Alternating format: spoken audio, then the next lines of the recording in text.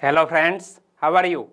GK 2020 YouTube channel की NCERT video series में आप सभी दोस्तों का हार्दिक स्वागत है।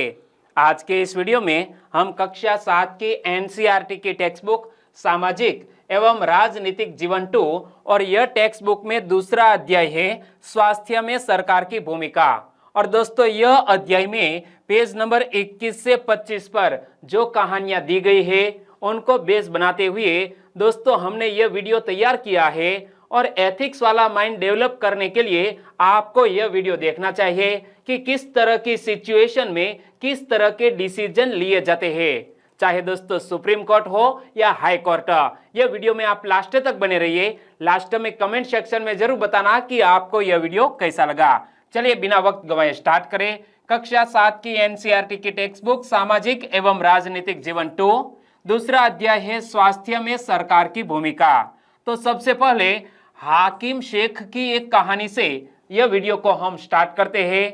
कल हमने दोस्तों यहां तक पढ़ा था, क्या यहां तक जो भी इंपॉर्टेंट क्वेश्चन निकल सकते थे और स्वास्थ्य के लिहाज से हमारे कॉन्स्टिट्यूशन में कहां पर प्रावधान किया गया है वो आपको पता चल गया। संविधान के अनुच्छेद 21 और संविधान के अनुच्छेद 47 में यह स्वास्थ्य विषयक प्रावधान है। आज हम हाकिम शेख की कहानी से स्टार्ट करते हैं। तो हाकिम शेख पश्चिम बंग खेत मजदूर समिति, क्या पश्चिम बंग खेत मजदूर समिति के एक सदस्य थे, जो पश्चिमी बंगाल में खेतीहर मजदूरों का एक संगठन है।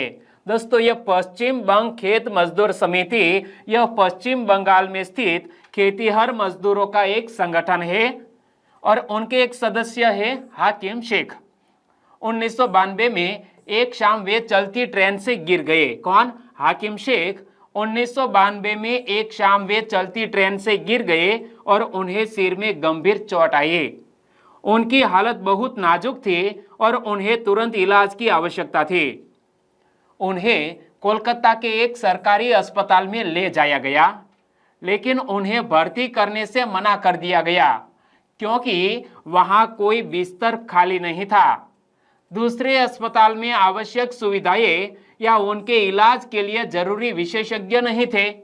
इस प्रकार अत्यंत गंभीर हालत में उन्हें 14 घंटे के अंदर 8 सरकारी अस्पतालों में ले जाया गया, किंतु किसी ने भी उन्हें भर्ती नहीं किया। दोस्तों, एक तरफ से गंभीर चोट आई हुई है हाकिम शेख को और तकरीबन 8 सरकारी अस्पतालों में 14 घंटे घूमने के बाद भी एक भी अस्पताल में भर्ती नहीं किया गया। देखो क्या हुआ कि हाकिम शेख कोलकाता के एक सरकारी अस्पताल में ले जाया गया हाकिम शेख को, लेकिन उन्हें भर्ती करने से मना कर दिया गया क्योंकि वहां कोई बिस्तर खाली नहीं था। एक सरकारी अस्पताल ऐसी थी जहां एक भी बिस्तर खाली नहीं था। दूसरे अस्पताल में आवश्यक सुविधाएं या उनके इलाज के लिए जरूरी विशेषज्ञ नहीं थे। इस प्रकार अत्यंत गंभीर हालत में उन्हें 14 घंटे के अंदर 8 सरकारी अस्पतालों में ले जाया गया, किंतु किसी ने भी उन्हें भर्ती नहीं किया। अंत में उन्हें एक निजी अस्पताल में भर्ती कराया गया जहां उनका इलाज किया गया। उन्होंने अपने इलाज पर बहुत पैसा खर्च किया। जिन अस्पतालों ने उन्हें भर्ती करने से इनकार कर दिया था, उनके उपेक्षापूर्ण रवैये से नाराज और क्षुब्ध होकर हाकिम शेख एवं PBKMS ने कोर्ट में मुकदमा दायर कर दिया। किसने? हाकिम शेख और PBKMS ने कोलकाता हाई कोर्ट में मुकदमा दायर किया। किसके खिलाफ? 8 सरकारी अस्पतालों के खिलाफ जिन्होंने भर्ती करने से इनकार कर दिया था। ऊपर दी गई कहानी को पढ़िए। यह कहानी हमने अच्छी तरह पढ़ी। कल्पना कीजिए कि आप एक न्यायाधीश हैं, आप हाकिम शेख को क्या कहेंगे? दोस्तों, आप जरा सोचिए कि यदि आप कोलकाता हाई कोर्ट में एक न्यायाधीश के रूप में कार्य कर रहे हैं और यही केस आपके पास आया है, हाकिम शेख ने आपके पास मुकदमा दर्ज करवाया है, तो आप क्या डिसीजन देंगे? हाई कोर्ट ने जो डिसीजन दिया है वो मैं आपको इस वीडियो के लास्ट में बताने वाला हूं, लेकिन पहले आप जरा सोचिए कि यह मुकदमे का क्या डिसीजन हाई कोर्ट ने दिया होगा। ओके, आगे एक और कहानी है जिसका शीर्षक है एक इलाज का खर्चा। और दोस्तों, यह कहानी में अमन नामक एक गरीब लड़का और रंजन नामक एक पैसे वाला लड़का दोनों अच्छे मित्र हैं उनके वार्तालाप को एक चित्र वार्ता के रूप में यहाँ दिया गया है। देखो, अमन और रंजन अच्छे मित्र है। रंजन का परिवार साधन संपन्न है, जबकि अमन के माता पिता जैसे तैसे गुजारा चलाते हैं। यहाँ देखो, ये रहा अमन और ये जो चश्मे वाला है वो है रंजन। अमन कहता है कि मुझे वायरल बुखार हो गया था और अस्पताल जाना पड़ा। तो रंजन ने कहा, अच्छा, मुझे भी वायरल हुआ था। मैं इसी सोमवार से स्कूल आ रहा हूँ। मेरे डैडी किंग्सवे के नए अस्पताल में डॉक्टर को दिखाने ले गए। वहां मुझे बहुत ही अच्छा लगा। यानी कि रंजन ने कहा कि मेरे डैडी किंग्सवे नामक एक निजी अस्पताल में मुझे लेकर गए थे और मुझे वहां बहुत ही अच्छा लगा। आगे रंजन कहता है, अस्पताल की बिल्डिंग ऐसी चकाचक दिखती थी कि मुझे लगा कोई 5 सितारा होटल है क्या। रंजन ने यह अस्पताल की बिल्डिंग देखी तो पहले तो लगा कि यह कोई 5 स्टार होटल है। डैडी कह रहे थे यह एक प्राइवेट अस्पताल है और बढ़िया से बढ़िया सुविधाएं यहाँ मिलती है। डैडी ने रंजन से कहा कि बेटा, यह एक प्राइवेट हॉस्पिटल है और यहाँ बढ़िया से बढ़िया सुविधाएं मिलती है। रिसेप्शन काउंटर पर ही डैडी को 500 रुपये देने पड़े। डॉक्टर को दिखाने से पहले ही पता है वहां बड़ा अच्छा संगीत बज रहा था और सब कुछ कितना साफ सुथरा और जगमग जगमग था। रंजन ने यह निजी अस्पताल का वर्णन अपने शब्दों में किया है कि रिसेप्शन काउंटर पर ही डैडी को 500 रुपये देने पड़े। यानी कि यहाँ देख सकते हैं कि यह है रिसेप्शन काउंटर और यहाँ पर एक नर्स बैठी हुई है और रंजन के पिता ने यह रिसेप्शन काउंटर पर 500 रुपये जमा करवाए डॉक्टर को दिखाने से पहले हो। और अच्छा सा संगीत बज रहा था, सब कुछ साफ सुथरा और जगमग था। डॉक्टर ने मुझे बहुत से परीक्षण करवाने को कहा, पर वहां तो सब लोग दोस्तों की तरह बात कर रहे थे। एक महिला ने जांच के लिए मेरा खून लिया। उसने बातों बातों में खूब मजाक किया और मुझे दर्द का पता भी नहीं चला। दोस्तों, यह एक निजी अस्पताल था। यहाँ सब लोग एक फ्रेंड्स की तरह बात कर रहे थे। रंजन का खून लेने के लिए एक महिला ने दोस्तों उनके साथ मजाक किया, कुछ चुटकुले सुनाए और बातों बातों में खून ले लिया और दर्द का पता भी नहीं चला। देखो, क्या तुमने रियलिटी टीवी पर बैटमैन वाला चुटकुला सुना है? रंजन को एक महिला ने यह बात कही, क्या आपने रियलिटी टीवी पर बैटमैन वाला चुटकुला सुना है? रंजन ने कहा, जी हाँ। जब सारे परीक्षणों के नतीजे आ गए तो हम वापिस डॉक्टर के पास गए। जब सारी लेबोरेटरीज के रिपोर्ट सामने आ गए तो रिपोर्ट्स लेकर रंजन और उनके पिता डॉक्टर के पास गए। उन्होंने नतीजों को देखा और कहा कि सब कुछ ठीक ठाक है, मुझे सिर्फ वायरल हुआ है।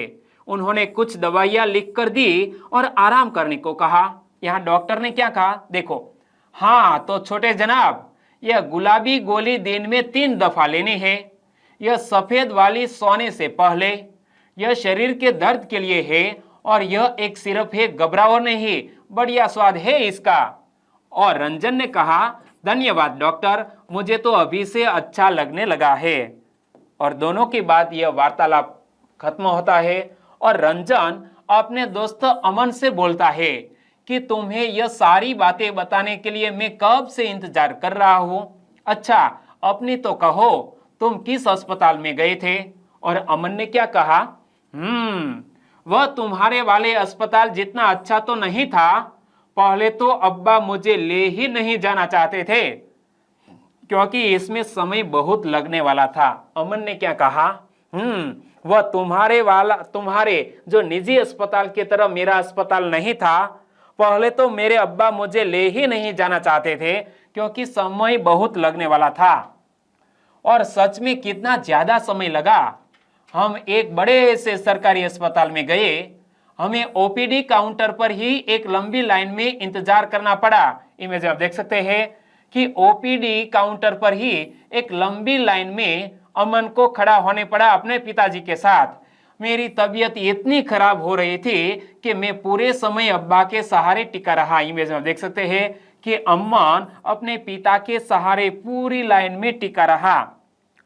जब हमारी बारी आई तो डॉक्टर ने मेरी जांच की और खून की जांच कराने के लिए कहा। इसके लिए हमें एक और लंबी लाइन में खड़ा होना पड़ा। क्या? खून दोस्तों एक रिपोर्ट के लिए देनी थी, जिसमें भी अमन और उनके पिता को एक लंबी लाइन में खड़ा होना पड़ा। जहां जांच के लिए खून लिया जा रहा था वहां भी बहु भीड़ भड़क्का हो रहा था। इमेज में आप देख सकते हैं। हमें 3 दिन बाद खून की जांच का नतीजा मिला। फिर हम वापस अस्पताल गए। उस दिन वहां कोई दूसरी डॉक्टर बैठी थी। क्या दोस्तों? 3 दिन बाद ब्लड की रिपोर्ट आई और रिपोर्ट आने के बाद फिर से अमन अपने पिता के साथ अस्पताल गया और उस दिन वहां कोई दूसरी डॉक्टर बैठी थी। इमेज में आप देख सकते हैं। ये रहा अमन, ये उनके पिता। डॉक्टर ने क्या कहा? मुझे इसका ओपीडी कार्ड दिखाओ और खून की रिपोर्ट जल्दी करो, क्योंकि और लोग भी यहां खड़े हैं। इसे वायरल हुआ लगता है। यह मैडम डॉक्टर ने क्या कहा कि अमन को वायरल हुआ लगता है। कोई फिक्र की बात नहीं है, बुखार उतारने की ही एक गोली इसे देनी होगी, यानी कि बुखार उतारने के लिए यह एक गोली उसे देनी होगी, बस और कुछ नहीं। यानी कि सिर्फ एक गोली की ही जरूरत है अमन को बुखार उतारने के लिए। मेरा अस्पताल था तो बहुत बढ़िया, पर उन्होंने मुझे ज्यादा दवाइयां दे दी और मेरे इलाज में ज्यादा खर्च हो गए। कौन बोलता है? रंजन बोलता है कि मेरा अस्पताल बहुत बढ़िया था, क्योंकि एक निजी अस्पताल था। उन्होंने मुझे ज्यादा दवाइयां दे दी और मेरे इलाज में ज्यादा खर्च हो गए। तो अमन ने क्या कहा? अच्छा, मेरे इलाज में तो ज्यादा खर्च नहीं हुए, लेकिन एक प्रॉब्लम थी, लंबी लंबी लाइनें थी। जब आप बीमार होते हैं तो कहां जाते हैं? क्या आपको किन्हीं कठिनाइयों का सामना करना पड़ता है? अपने अनुभवों के आधार पर एक अनुच्छेद लिखिए, यानी कि आपको एक एक्टिविटी करनी है कि आपने भी निजी अस्पताल और सरकारी अस्पताल में इसी तरह का इलाज करवाया होगा, तो आपको कौन कौन सी कठिनाइयों का सामना करना पड़ा। एक अनुच्छेद लिखिए। सरकारी अस्पताल में अमन को किन कठिनाइयों का सामना करना पड़ा? आपके विचार से अस्पताल कैसे बेहतर ढंग से काम कर सकता है? चर्चा कीजिए। यानी कि आपको एक ग्रुप में चर्चा करनी है कि भले ही सरकारी अस्पताल है, लेकिन सरकारी अस्पताल में किस तरह के सुधार करने चाहिए, जिसकी वजह से एक निजी अस्पताल की तरह यह सरकारी अस्पताल भी कार्य करे। रंजन को इतना अधिक पैसा क्यों खर्च करना पड़ा? क्योंकि वो एक निजी अस्पताल में इलाज के लिए गया था। यह रंजन को क्यों अधिक पैसा खर्च करना पड़ा, जरा कारण बताइए। निजी चिकित्सालयों में हमें किन समस्याओं का सामना करना पड़ता है, उन पर भी चर्चा कीजिए। आगे बात करें सार्वजनिक और निजी स्वास्थ्य सेवाओं की, तो उपरयुक्त कहानी से आप समझ गए होंगे कि हम स्वास्थ्य सेवाओं को 2 मोटे वर्गों में बांट सकते हैं। मैंने दोस्तों आपको 2 कहानी सुनाई, एक हाकिम शेख की और दूसरी रंजन और अमन की। और यहां हमने सरकारी अस्पताल और निजी अस्पतालों की बात की। तो उपरयुक्त कहानी से आप समझ गए होंगे कि हम स्वास्थ्य सेवाओं को 2 मोटे वर्गों में बांट सकते हैं। एक है सार्वजनिक स्वास्थ्य सेवाएं और दूसरी है निजी स्वास्थ्य सेवाएं। तो सबसे पहले हम सार्वजनिक स्वास्थ्य सेवाओं की बात करें। सार्वजनिक स्वास्थ्य सेवाएं। सार्वजनिक स्वास्थ्य सेवा स्वास्थ्य केंद्रों व अस्पतालों की एक श्रृंखला है जो सरकार द्वारा चलाई जाती है।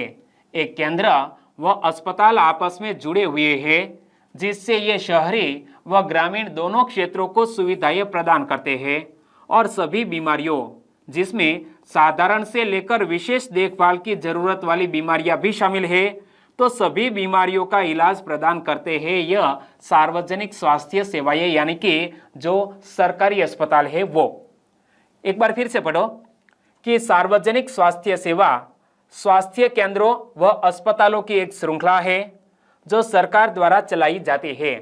एक केंद्र व अस्पताल आपस में जुड़े हुए हैं, जिससे यह शहरी व ग्रामीण दोनों क्षेत्रों को सुविधाएं प्रदान करते हैं और सभी बीमारियों का इलाज प्रदान करते हैं।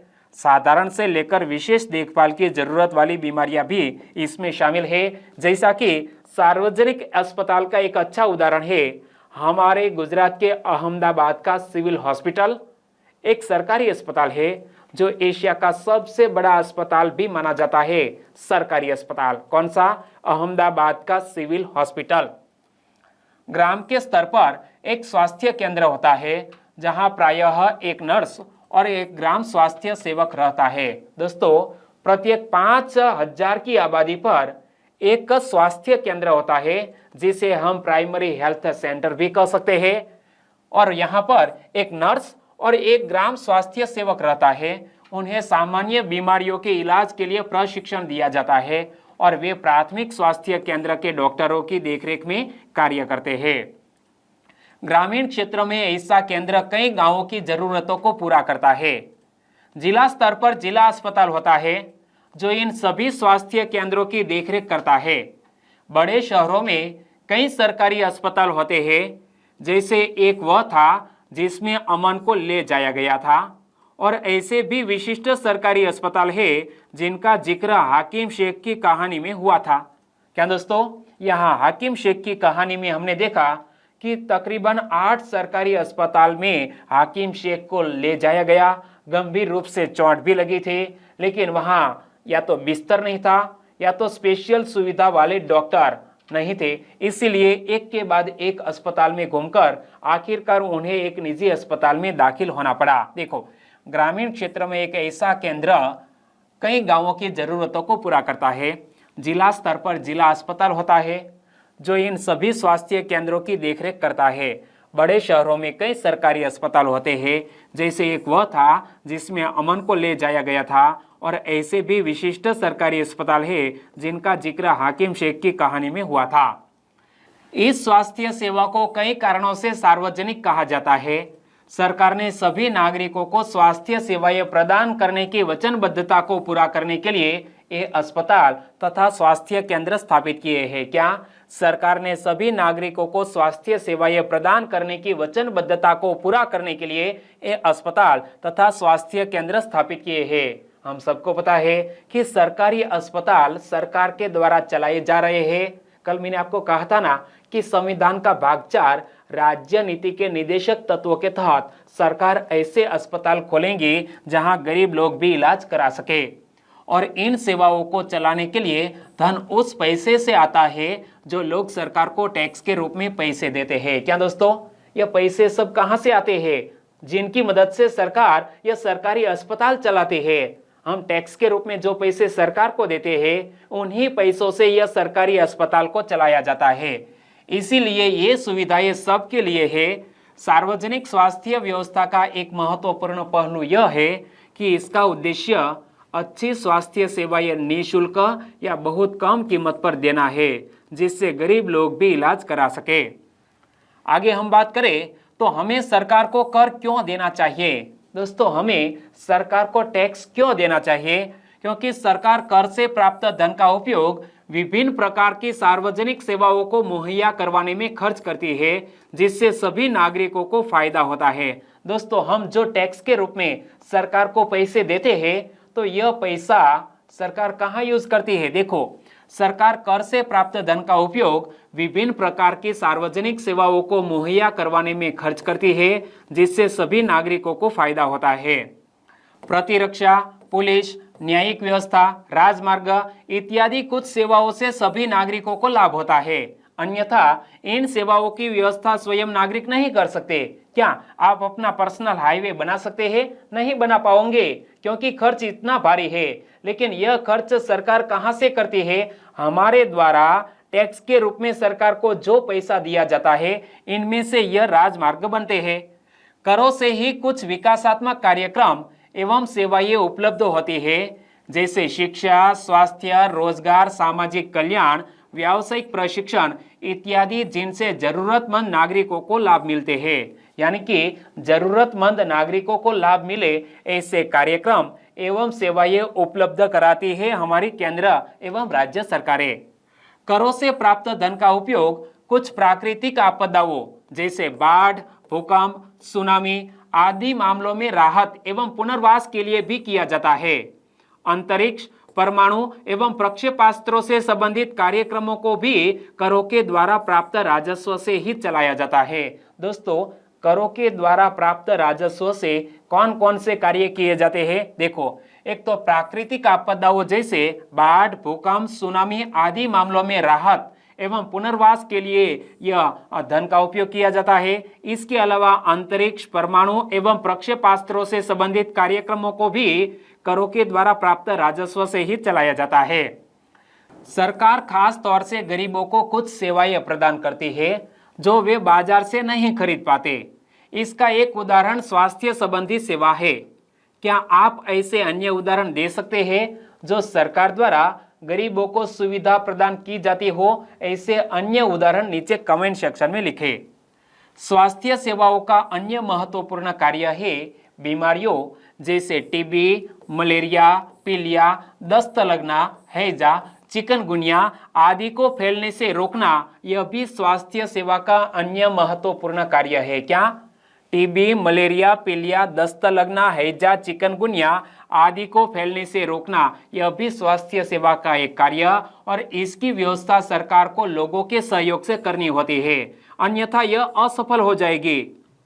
उदाहरण के लिए, मच्छरों को पैदा होने से रोकने के अभियान को सफल बनाने के लिए यह सुनिश्चित करना पड़ेगा कि क्षेत्र के सभी लोग अपने कूलरों व घर की छतों आदि पर पानी एकत्र न होने दें। यानी कि सरकार कुछ बीमारियों को रोकने के लिए लोगों की मदद ले सकती है और लोगों की मदद से ही सरकार के अभियान सफल हो सकेंगे।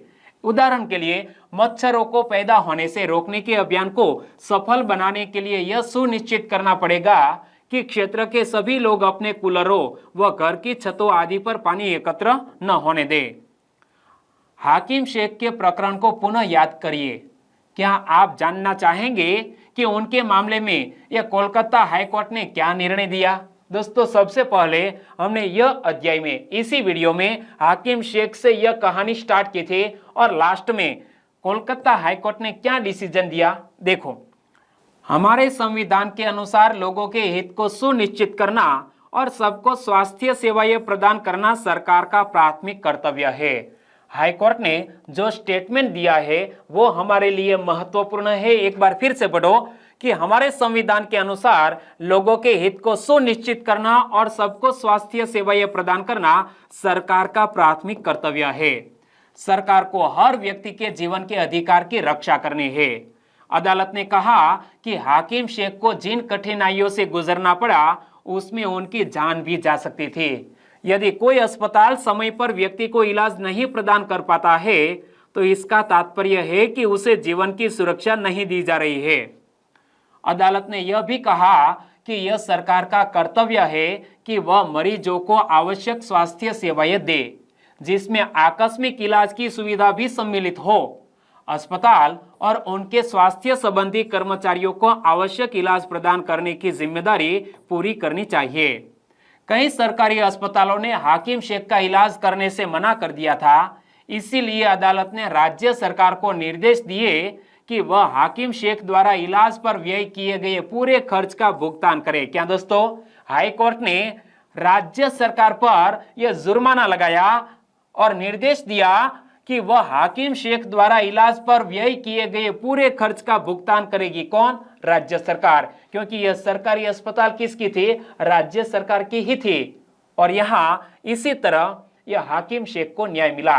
तो यह स्टेटमेंट आप कहाँ लिख सकते हैं? तो एथिक्स वाला जो पेपर आता है, यह पेपर में इसी तरह का स्टेटमेंट आपके लिए बहुत ही महत्वपूर्ण साबित हो सकता है और आपको ज्यादा मार्क्स भी दिला सकता है। ओके, यहाँ वीडियो को खत्म करते हैं। अभी यह अध्याय बाकी है। कल वाले वीडियो में हम यह अध्याय को आगे बढ़ाएंगे।